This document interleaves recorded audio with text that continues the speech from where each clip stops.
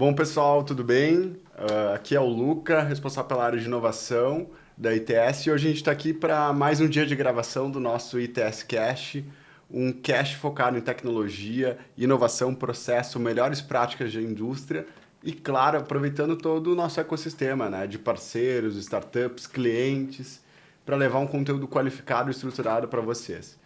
E comigo aqui hoje, no nosso segundo episódio, é muito importante o nosso grande parceiro, Sandro Bertotti, CEO da Saber Consulting, uma empresa extremamente estruturada que, óbvio, vem nos ajudando e vem também ajudando o mercado nesse processo de transformação digital.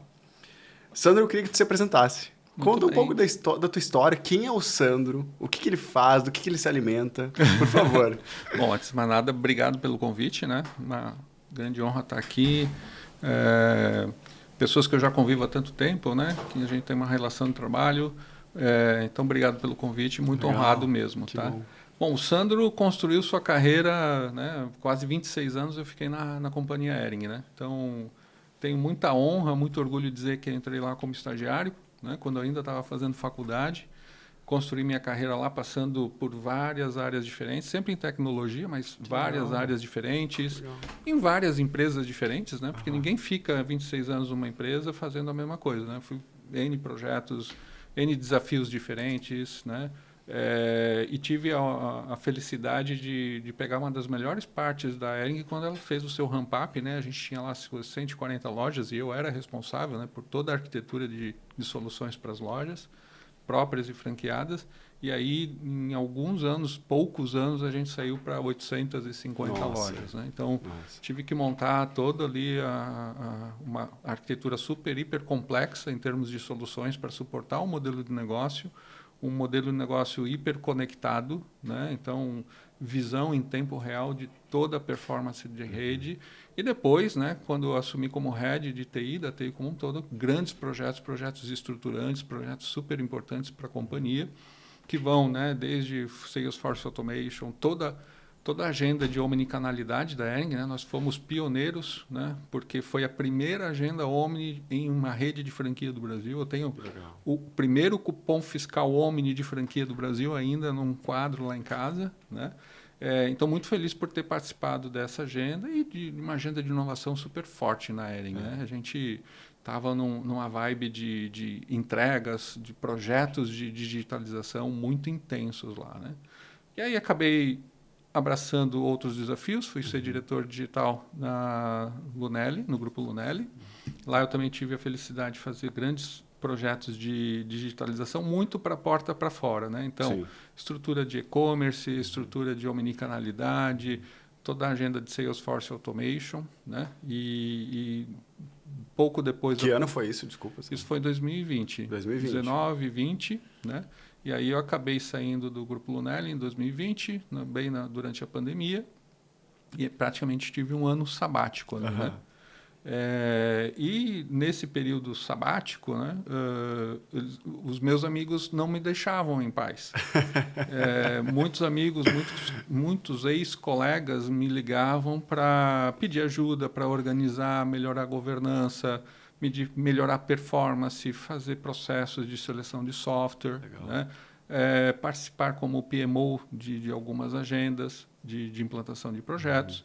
E esse negócio foi ganhando corpo, sabe, Luca? Corpo. E foi dessa agenda, né, que praticamente nasceu meio que muito por iniciativa dos amigos, que me começou a fazer muito sentido e entendendo essa dificuldade das empresas em seus processos de digitalização, de montar uma consultoria justamente para suportar as empresas nos seus processos mais estratégicos em termos de digitalização. Porque quer queira, quer não, muitas empresas elas têm as suas agendas de tecnologia, Sim. né?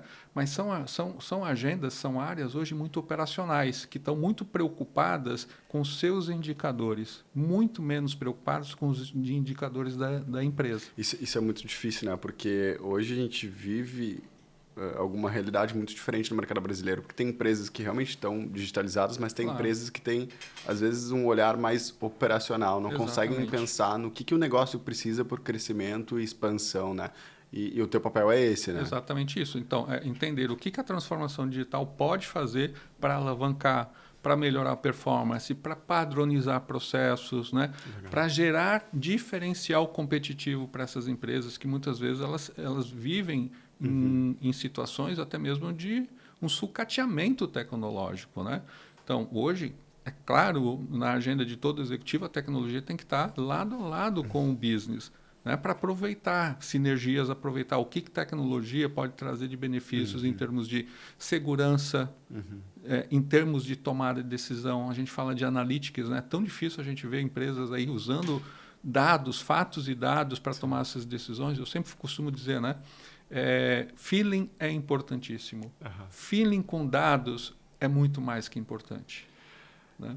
Então, esse mindset é super importante para as empresas, né, poderem aproveitar o máximo que tecnologia pode entregar para eles. Porque hoje a gente vive na era do dado, né? Então é muito importante a gente tomar decisão com base em dados. Só que tem muitas empresas que às vezes vão com o mindset, precisamos de um BI, é importante para o nosso negócio. Só que eles não sabem analisar o que é importante, quais são as variáveis, o que vai mudar o negócio daqui para frente, né? Isso é muito importante, porque tu tem que fundamentar bem antes de simplesmente sair comprando qualquer ferramenta, né? O fato de você falar fundamentar já traz aqui uma luz em que muitas empresas, muitos executivos acabam resolvendo pequenos problemas, criando problemas maiores ainda. Né? Porque, às vezes, as empresas elas querem solucionar o seu problema sem uma visão do todo. Então, adianta, por exemplo, eu trazer um produto de BI para eu ter dados mais acurados quando eu tenho um RP que sequer me entrega isso. Adianta eu trabalhar, por exemplo, numa agenda de hiperprogramação da minha máquina para ter melhor produtividade, se o meu RP, meu MES, não consegue entregar isso. Então, é o que eu sempre chamo de habilitadores, o que eu chamo de alicerces. Eu posso ter uma agenda disruptiva? Posso, sempre posso ter, desde que eu tenha alicerces bem construídos. Sim. E partindo desse pressuposto, né, a gente sempre tem uma prerrogativa de querer colocar a carroça na frente dos bois, resolvendo pequenos problemas sem ter a visão do todo. E é essa organização que eu levo para as empresas. Né? E nunca digo que assim, a gente precisa resolver tudo de uma única vez. Sim. A gente tem que criar um roadmap tecnológico. Perfeito. Que seja estratégico, que tenha quick wins, que de fato comece a mostrar valor para as empresas de como a tecnologia o suporta, como a tecnologia traz valor para eles, olhando toda a cadeia de valor, né, numa linha do tempo que seja aceitável, numa linha do tempo em que a empresa possa investir recursos sem também prejudicar o seu modelo de negócio, o seu business. Tá? Que legal. E uma coisa que me chama a atenção, tu teve por muitos anos, mais de 20 anos, de um lado da cadeira, né? E teve essa transição do Sandro, grande executivo de uma grande corporação, empresa extremamente estruturada, para uma saída de um Sandro empreendedor, do outro lado da cadeira, tentando vender o que tu fez, em certo momento, na Hering, né? Como é que foi essa transição? Quais foram as dificuldades e como é que tu te vê hoje? Então, a gente tem que ter consciência que a tecnologia ela não é um meio para muitas empresas, né? Sim. Então, ela tem que ter a tecnologia como uma ferramenta para chegar no seu fim, para atender o seu objetivo estratégico, né? Mas ela tem que saber para onde é que ela quer ir, Ela né? não é a sua finalidade, né? Então, ela tem que se organizar para ter a melhor tecnologia possível para suportar o seu modelo de negócio. E uma coisa muito comum que a gente viu e observou é essa necessidade, essa fome de digitalização de muitas empresas de diferentes segmentos do mercado brasileiro. E, de uma certa forma, a pandemia foi e, com certeza, será uma variável fundamental nesse processo de mudança, né? Tinham empresas que estavam preparadas para essa grande mudança, conseguiram sair bem, e tinham empresas que não estavam e tiveram que pagar uma conta alta em relação a isso. Hoje, como é que tu vê essa variável da pandemia no processo de transformação de algumas empresas? Eu acho que a pandemia foi um gatilho impressionante no processo de digitalização, não só do varejo, mas de todas as indústrias, né? Porque todas elas tiveram que se reorganizar de alguma forma, seja porque o modelo de trabalho mudou, muita gente trabalhando remotamente, coisa que não era o normal das companhias, né? Muito da forma como você entrega valor também mudando, uma mudança significativa na cadeia de supply, porque a pandemia ela fez com que muitas empresas tivessem que reorganizar totalmente sua cadeia de supply. A gente vê um movimento gigantesco do que a gente tinha feito, né, no último século em termos de globalização. A gente está fazendo uma desglobalização agora, justamente porque a gente começou a ver, né, o quão dependente nós somos em termos de supply. Então, a gente tinha uma dependência, ou vários países tinham uma dependência muito grande na cadeia de supply lá da Ásia, e aí isso teve que ser revertido em muito pouco tempo. Então, muitas empresas passaram a renacionalizar as suas indústrias, sejam indústrias de tecnologia, seja de fornecimento de matéria-prima, seja de produtos que você comprava no exterior. Então, essa desglobalização é uma tendência que está regendo agora toda a indústria, inclusive a indústria nacional, né? A gente viu um movimento muito grande em termos de digitalização das cadeias de valor. Só para você ter uma ideia, olhando o varejo especificamente, a gente cresceu 5% o varejo brasileiro digital na pandemia. Nossa. Então, o que significa isso? Significa que nós fizemos absolutamente tudo o que a gente tinha feito nos últimos 10 anos em termos de crescimento do varejo digital brasileiro. Entendi. Então, a gente chega hoje aqui praticamente em 220 bilhões de faturamento no digital e 5%, né, 50% desse valor veio da pandemia. Então, foi um gatilho gigantesco em termos de mudança, né, da forma com que o varejo entrega valor para os seus clientes. Com certeza, a indústria do varejo foi uma das mais afetadas por causa também da mudança de mentalidade do comportamento do consumidor, né?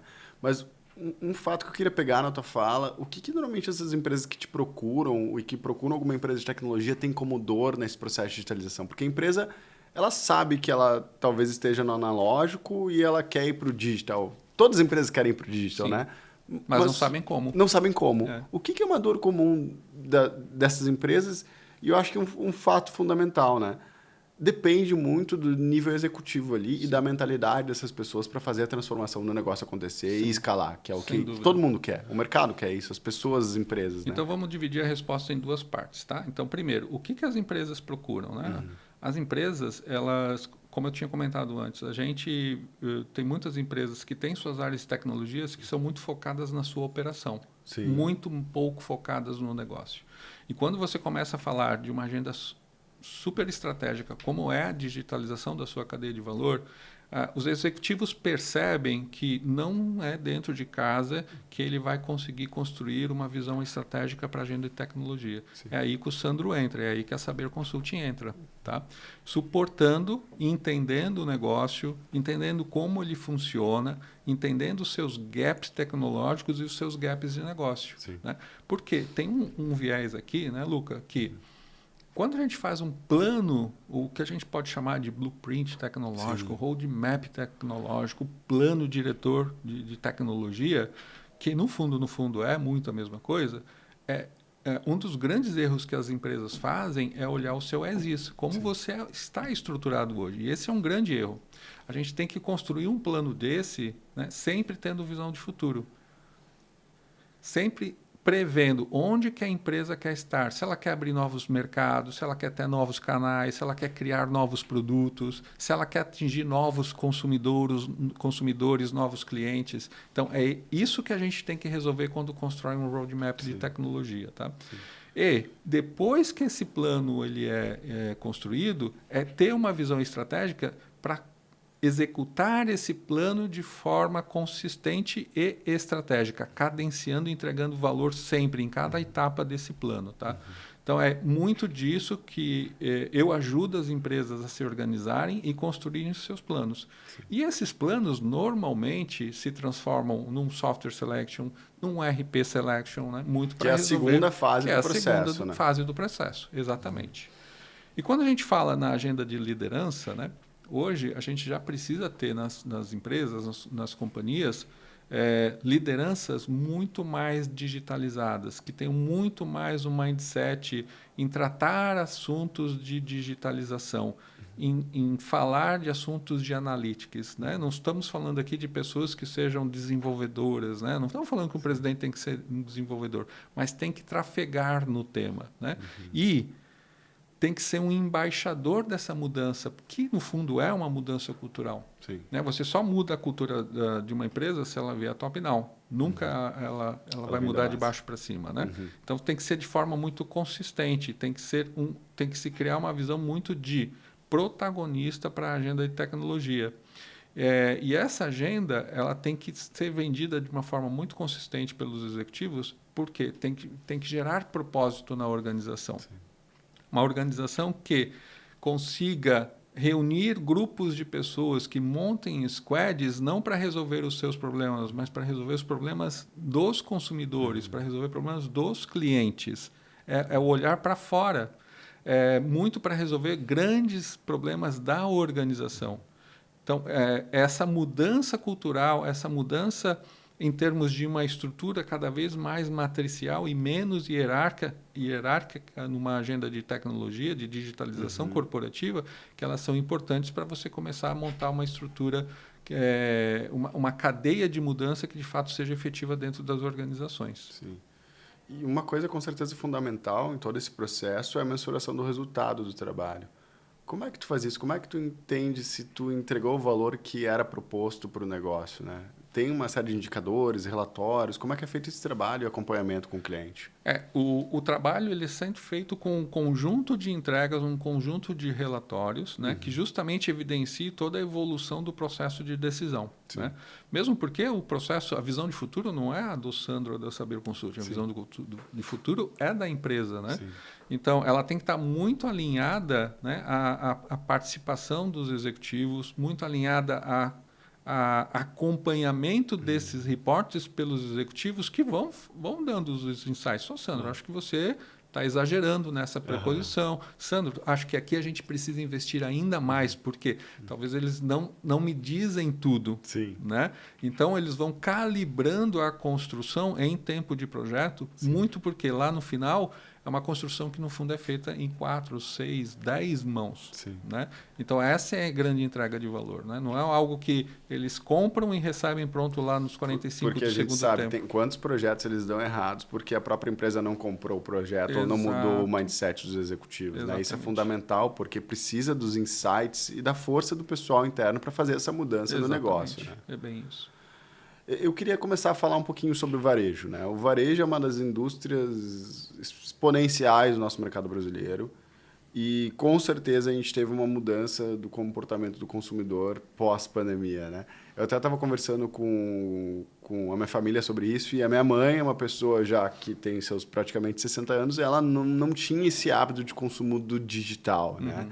Ela não experienciava isso, ela ou pedia para que eu comprasse algum produto online e registrasse o cartão de crédito, porque havia ainda muito medo de ser clonado, enfim. Ou ela ia numa loja física, né? Aí tem um espaço grande para a gente falar, porque de 2 anos para cá, ela só compra pela internet. E a primeira vez ela comprou, ela viu que chegou rápido, que o cartão não foi clonado, que ela teve fricção. Não teve fricção, ela só apertou um botão, comprou decidiu a forma de pagamento, chegou em uma semana depois e ela durou. E ela começou a comprar mais pelo digital. Então teve essa inversão do on pro off, mas a gente sabe que também tem essa transição da omnicanalidade, né? A gente às vezes gosta, dependendo do produto, de ir ainda numa loja, experimentar como uma roupa, né? E depois comprar um. Mas qual foi o processo da pandemia nessa digitalização da jornada do cliente? Na verdade, eu vou dar um passo atrás, tá, Luca? E eu vou te dar a minha visão de que, na verdade, o processo de digitalização do varejo começou lá em 2008 com um cara que eu tenho uma admiração gigantesca. Eu já li algumas biografias dele, que é o Steve Jobs. Né? Quando ele criou o primeiro iPhone. Sim. No fundo, o que ele fez? Ele reuniu um conjunto de produtos, uma máquina fotográfica, um telefone, um notepad, e aí foi convergindo para dentro de um único equipamento. E a outra grande sacada dele foi a construção dos apps. em que você tinha um conjunto de parceiros que começou a desenvolver um monte de subprodutos para atender. No fundo, a digitalização começou com os smartphones. E só para você ter uma ideia, hoje, olhando o Brasil, nós temos 200 milhões de equipamentos, quase praticamente um para cada cidadão. E desses 200 milhões de smartphones que nós temos 180 conectados à internet. Nossa. Então, você vê, é varejo em tempo real. Sim. Então, é ali que começou o processo de digitalização do varejo. A pandemia, ela veio para acelerar esse processo, né? Em que, pela primeira vez na história do varejo, a gente teve a situação de pessoas que precisavam e queriam comprar e a gente não tinha loja, porque todas elas estavam fechadas. Né? Isso foi único. E foi uma disrupção tão grande em que os grandes varejistas ou aqueles que estavam muito mais preparados no digital, aqueles que já tinham uma agenda de omnicanalidade, aqueles que já tinham na sua cultura a digitalização já na veia, elas tiveram muito mais sucesso. E a consequência foi justamente os resultados que elas tiveram em tempo de pandemia. Né, em que conseguiram levar valor para os seus consumidores, conquistaram, né, consumidores como a sua mãe, e nesse tempo de pandemia foram 25 milhões de novos consumidores no digital. Nossa. Né? E aquele indicador que eu trouxe anteriormente, que o varejo digital do Brasil durante a pandemia dobrou de tamanho, né, porque até 2020 a gente tinha ali um faturamento metade do faturamento que a gente tinha, né? Então a gente duplicou a capacidade de faturamento digital no varejo, chegando aí aos seus atuais 220 bilhões. Tá? E a outra consequência que a pandemia trouxe para o varejo, que é uma mudança na cultura no ambiente de loja. Né? O que acontece? A gente tinha no varejo brasileiro, mundial, né? Todo varejista fazia absolutamente a mesma estratégia. Ela, quando queria se tornar presente na vida de um consumidor, ela pegava, escolhia um ponto estratégico, abria a sua loja, né? Montava um baita de um VM, um visual merchandising, obviamente tinha produtos atrativos, e aí ele montava a loja e esperava que o consumidor entrasse na sua loja. Né? É isso que eu chamo da estratégia da aranha. A areia vai lá, monta a sua teia, a hora que a mosquinha fica presa lá... Depois que entrou, vai converter. Está feito. Né? E aí a pandemia fez com que o varejista tivesse que ter uma postura diferente. O que ele começou a fazer? Começou a instrumentalizar o seu time de loja com ferramentas, né? Como vender via um WhatsApp. Né? Vender via redes sociais. Né? Começou a fazer as vendas via comércio eletrônico. Né? Muito, assim, houve um recorde em termos de abertura de comércio eletrônico no Brasil durante a pandemia. As empresas que botavam projetos de e-commerce no ar surfaram a onda. Tá? Foi um boom. Também teve os lançamentos daquilo que se chama de venda social, em que se faziam uma venda via streaming, né, com a visão de loja. Né? Então, isso começou a convergir, veio muito da Ásia, e aqui no varejo brasileiro foi muito adotado. Americanas usou, a Amazon usou isso. Então, se fez novas formas de fazer o processo, se criou novas formas de fazer o processo de venda. Tá? Então, isso desencadeou uma aceleração gigantesca durante a pandemia. Tá? Então, essas foram as grandes mudanças que aconteceram a partir da pandemia em termos de varejo. E quando a gente fala do varejo, e aí vamos trazer um pouco, de repente, do varejo fashion, que eu acho que é um mercado super interessante. Né? Tu falou muito desse vendedor com papel mais ativo depois dessa mudança de comportamento e também da pandemia. Né? Hoje a gente sabe que tem marcas e lojas que conseguem proporcionar uma boa experiência tanto digital quanto offline para os clientes, né? Mas tem lojas que acabam não fazendo isso. E quantas vezes eu recebo promoção aqui no WhatsApp que não é personalizada, que não tem a ver com o meu consumo de compra, que não tem relação nenhuma com o histórico e gosto, enfim. Isso é muito difícil, né? Essa impessoalidade traz a baixa transação, né? Eles acabam não convertendo. Gera fricção, né? Gera fricção, porque eu acabo me irritando. Quantas vezes eu recebo promoções que não fazem sentido para mim? E são marcas que eu gosto, né? Então, o que eu vejo? Tem uma grande oportunidade para empresas do varejo, principalmente varejo fashion, tomarem decisões com base em dados. Mas por que elas não fazem isso? Qual é a dificuldade? É mindset? É tecnologia? Onde é que está o gap? Acho que talvez sejam os dois. Né? Uhum. Porque quer queira, quer não, hoje existe tecnologia, e aqui quando você fala dessa questão de ser assertivo, de conseguir personalizar a experiência, você está falando diretamente de tecnologia. Tá? Sim. Quantas vezes, né, vou te perguntar, quantas vezes você está ali navegando num Google, pesquisando ali um destino turístico, uma viagem para Floripa, seja para o exterior, você está consultando um vinho, você está consultando um restaurante, e aí, sem mais nem menos, você começa a ser bombardeado por propagandas lá de uma visita lá no destino que você estava pesquisando, de um vinho que não era o que você necessariamente estava procurando, mas, né, por analogia, houve uma inferência ali e te fez uma recomendação que faça sentido. Né? Isso é tecnologia na veia, tá, Luca?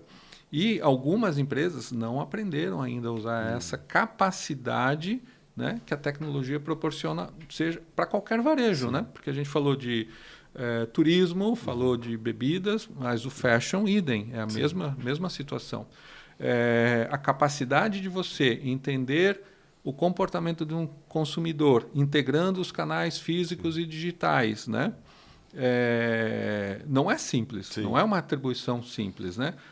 Porque quando você tem uma visibilidade de navegação no digital, e você é puramente digital, você consegue ser mais assertivo. Mas quando você tem uma rede física integrada, a dificuldade aumenta. São poucas, por exemplo, as lojas no Brasil que têm capacidade, por exemplo, de monitorar em tempo real, né, a visita de um consumidor. Tá? Eu tive, né, uma experiência de construir uma loja que tinham essas capacidades. Mas ainda tem tecnologias que são caras, tem tecnologias que não estão tão acessíveis para o varejo como um todo. Né? Mas tem um quê aqui que não é só tecnologia, tem questão de cultura. Identificar um cliente, né? Quando você faz um processo de venda, parece a coisa mais simples do mundo, mas é uma grande dificuldade do varejista.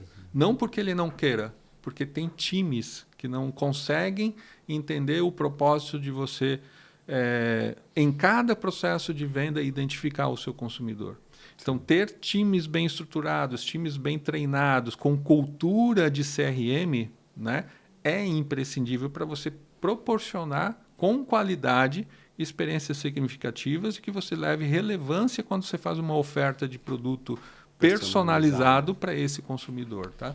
Então, tem um misto aqui de tecnologia, cultura, processos, né, que não podem...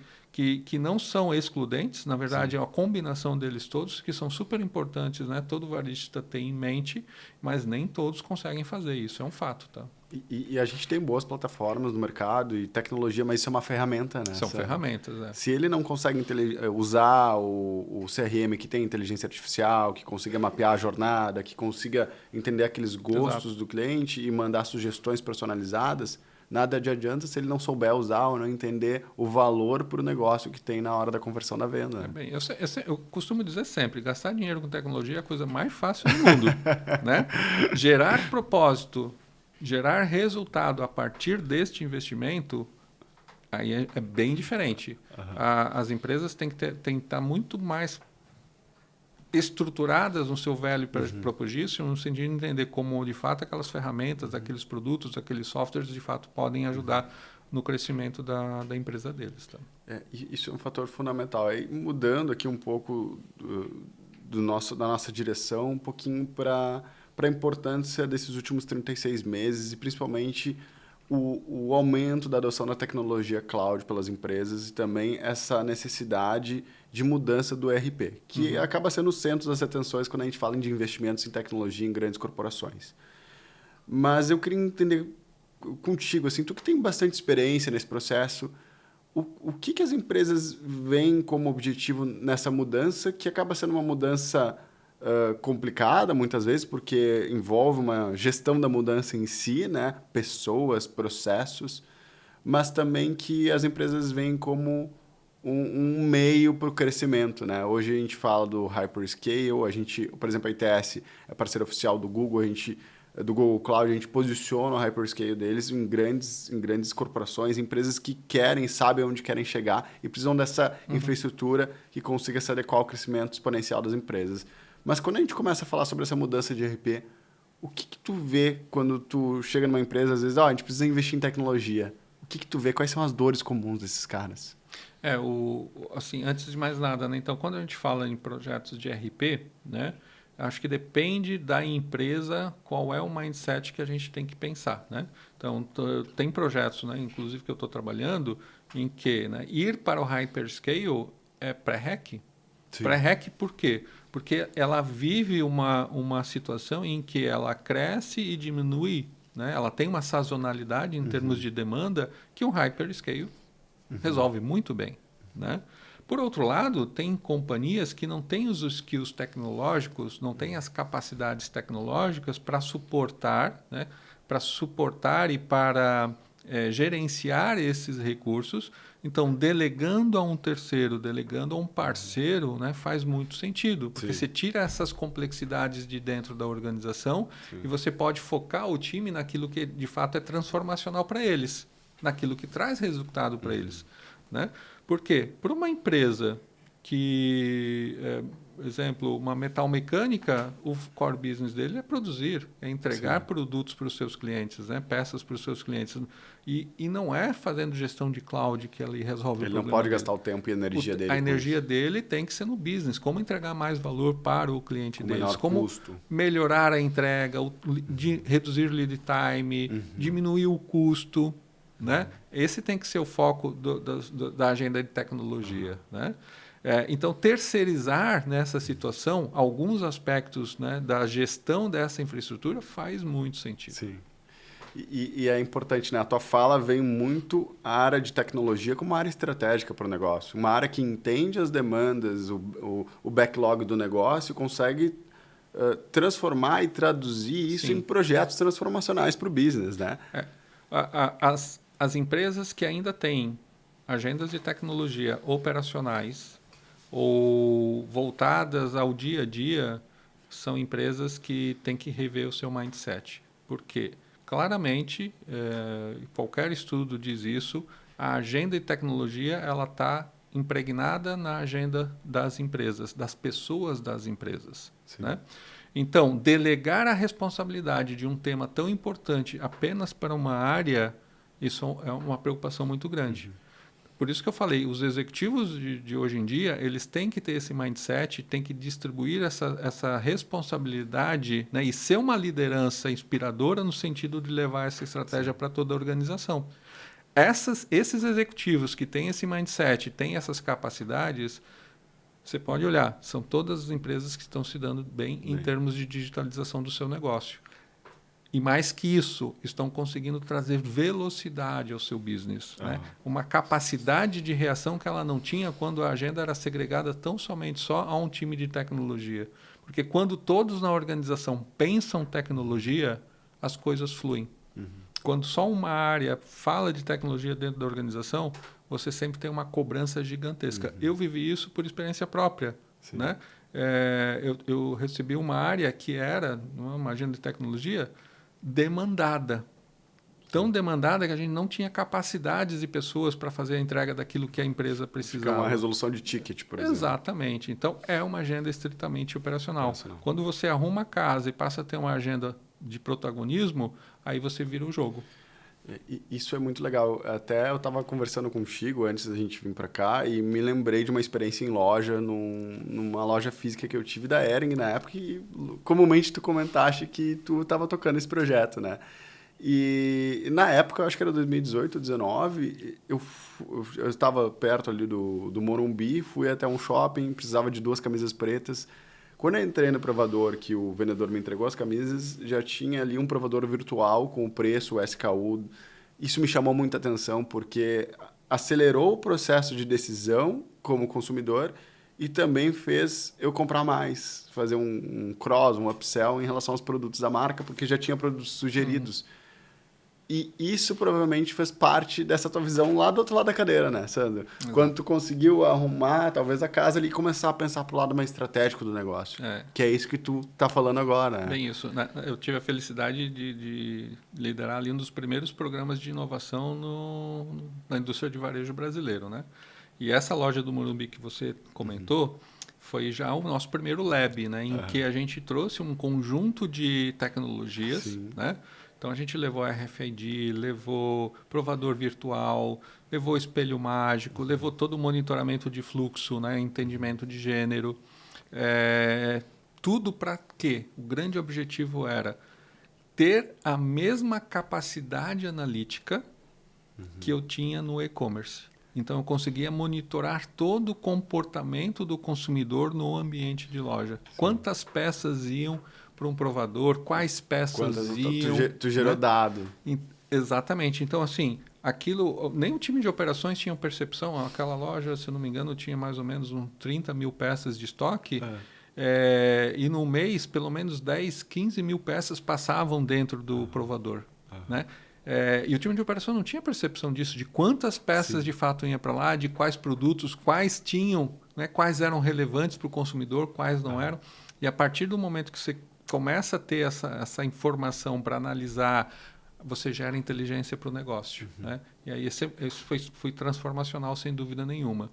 E o outro tema que você trouxe, né, é justamente a capacidade de tornar uma rede, né, como era a Hering lá no passado, numa rede Omni, né, em que eu tive também a felicidade de poder fazer o primeiro projeto Omni, né, de uma rede de varejo de franquias, com franquias do Brasil. Né? Até te comentei, eu tenho lá pendurado na parede lá o primeiro cupom fiscal Omni do Brasil em uma rede de franquias. Tá? Que foi um projeto super desafiador, porque tem questões fiscais, tem uma integração de uma rede que era muito grande, né? Desafios culturais, né? Porque o mindset vendedor, né? do vendedor que é analógico não é o mesmo mindset do vendedor que é digital. Né? Então a gente precisava inclusive ter vendedores na loja que já tinham facilidade, já trafegavam com o smartphone, tinham facilidades com o digital. Né? Então são desafios que a gente também vai aprendendo no dia a dia ou implementando os projetos. Tá? Que legal, que legal. E se a gente fosse... Eu acho que com certeza você tem uma experiência incrível no varejo, principalmente varejo moda. Se a gente fosse olhar para o mercado de varejo nos próximos 3 anos, o que espera o mercado brasileiro? O que o mercado de varejo brasileiro deve esperar? O que vai acontecer? Quais são as tendências? O que tu acredita? Eu diria assim, né? Não só o varejo, mas todo o mercado, ele achava que depois da pandemia a gente ia voltar para um período de normalização dos negócios, né? Mas aí vem esse ano e prova que a gente está totalmente enganado, né? Então, primeiro a guerra da Ucrânia. Então, isso também já desestabiliza todo o mercado. E faz com que a gente tenha certeza de que, né, nada mais será como no passado. Então, o que eu vou dizer que vai acontecer nos próximos anos com relação ao varejo? Vão ter muitas mudanças. Vão continuar as mudanças, né? E vão ser mais bem-sucedidos aqueles varejistas que, de fato, conseguirem se adaptar melhor a essas mudanças. Terem velocidade, terem times, né, que tenham rapidez no processo de discussões, onde estão as fricções dos seus consumidores, que trabalhe focado em resolver os seus problemas, né? Então, agendas multidisciplinares para que melhore a performance do varejo. Outro ponto, acho que tem ali uma consolidação da questão de omnicanalidade, isso é irreversível. Cada vez mais e mais redes estão começando a trabalhar no modelo de omnicanalidade e não tem mais como ser diferente, muito porque o consumidor mudou. Então, se um consumidor, né, visita a loja A, B e C, que entrega uma experiência disruptiva, sem fricção, com um X agradável, né? Uma experiência agradável para o consumidor, a hora que ela vai numa marca que não entrega essa mesma frequência, essa marca vai ficando para trás. Com certeza. Né? Então, se eu sei que eu posso ter uma experiência melhor numa outra marca, eu não vou ficar aqui me sacrificando, ou passando trabalho, ou tendo fricção Sim. numa marca que não deveria estar entregando, mas não entrega essa experiência, né? Então, acho que vai ter, né, uma aceleração muito grande na agenda de omnicanalidade, tá? Tem um mercado muito grande para isso. E, sem dúvida nenhuma, né, essa questão que eu havia comentado. Sim. A gente vai viver em constante mudança, tá? Qual o futuro da Saber Consulting hoje? O futuro da Saber Consulting é ajudar as empresas em seus processos de digitalização, né? E, obviamente, ampliar a sua geografia. Eu hoje já tenho aqui clientes de praticamente toda a região sul, região sudeste, né? E a gente conseguir extrapolar essa região geográfica. Tá? Que legal. Porque quer queira, quer não, depois que a gente sai de uma agenda executiva, a gente começa a entender quão grande é o Brasil. Né? Exato. Quantos desafios, quantas empresas precisando de ajuda tem por ali. Então, isso assim abre portas muito grandes, né? E tem oportunidades muito grandes para a gente atuar. Tá?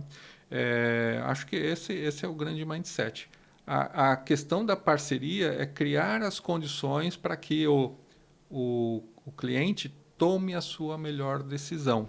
Né? Que ele esteja confortável em fazer o seu processo, né, de investimento, né? Porque, como falamos, tecnologia é uma agenda cara e quando você toma essa decisão, ela tem que ser feita fundamentada.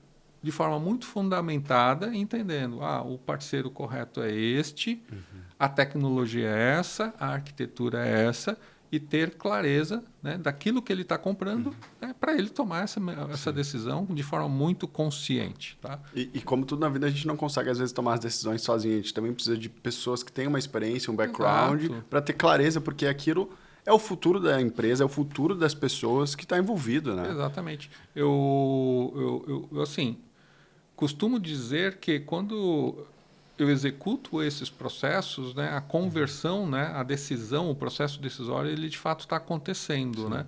Porque muitas vezes o executivo, né, ele começa um processo de definição de software selection, RP selection de um parceiro, né?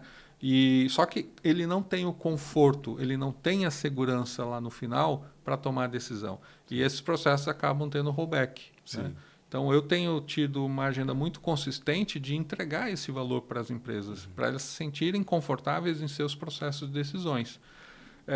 Muitas vezes, né, a empresa muda durante o processo, pode ter alguma mudança estratégica, né, algum ponto que nunca foi discutido pode aparecer, sim, mas até esse momento todas as agendas que eu tive foram convertidas. Né? Que legal, que legal. Sandro, eu queria te agradecer o tempo que a gente passou aqui juntos. Consegui aprender imensamente sobre o mercado de varejo, mercado fashion. É importantíssimo, muito legal. Parabéns por essa tua trajetória, esse teu crescimento profissional e pessoal incrível. A gente consiga também bater esse papo aqui e compartilhar com os nossos clientes, com os nossos ouvintes. E queria deixar um minuto final aqui para que tu desse uma palavra. Legal, obrigado de novo, né, Lucas? Acho que fico muito honrado de receber esse convite de vocês. Nós já fizemos vários trabalhos juntos, né? Vocês participaram de vários bids dos que eu estava. Eu sempre costumo dizer, né? A competência de vocês é que define a escolha, né? O Sandro sempre trabalha de forma muito idônea, Sim. Né? Entregando uma proposição de valor para o cliente que está contratando, né? Sim. Então, isso é muito importante, né? No sentido de ter uma relação bem clara, mas a competência de vocês tem sido um diferencial muito grande nesse processo como um todo e assim, vocês já fizeram vários projetos nos quais eu já participei e fico muito feliz disso, né? Sei que sempre estão projetos que estão em boas mãos. E clientes que ficam felizes, né? Porque sabem que tem ali, tomou uma decisão consistente, coerente e tem um parceiro que chega para entregar de fato aquilo que ele precisa resolver, tá? E no mais, né, agradecer de novo o convite e me colocar à disposição ali para outros bate-papos. Com certeza. A próxima a gente pode chamar um cliente junto nosso e bater um papo sobre esse processo de transformação. Muito obrigado, o teu trabalho é excepcional, é importantíssimo. Pessoal, nos acompanhe nas redes sociais, nosso site www.itsgroup.com.br e fique ligado nos próximos episódios. Obrigado, até lá. Tchau, tchau.